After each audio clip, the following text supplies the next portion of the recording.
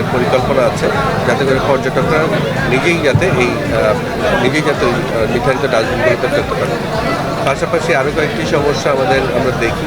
আমাদের কক্সবাজার পর্যটন কিন্তু বিচ ছাড়াও কিন্তু আমাদের পর্যটন হিসেবে আমাদের আশেপাশে অনেকগুলো স্পট রয়েছে।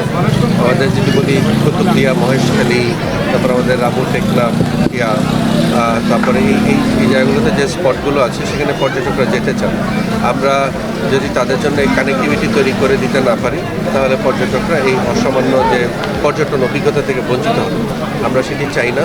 আমরা চাই একটা কক্সবাজার আসেন যখন একটা পরিবার, তখন সারা বছরের সঞ্চয় হয়তো নিয়ে কিংবা 2 বছরের সঞ্চয় নিয়ে তারা আসেন। এটি আমরা সেটির প্রতি শ্রদ্ধা জানাই। আমরা এই পর্যটন শিল্পের সাথে এবং পর্যটক হিসেবে তারা কক্সবাজার ভ্রমণের সময় তাদের ভ্যালু ফর মানিটা এনশিওর করতে চাই। আমরা চাই তারা যেন অনুভব করেন যে তিনি তার যে ফান্ডটি তিনি খরচ করলেন এটি তিনি যেন পরিতৃপ্তি পান, এরকম একটি ফিলিং নিয়ে তিনি কক্সবাজার থেকে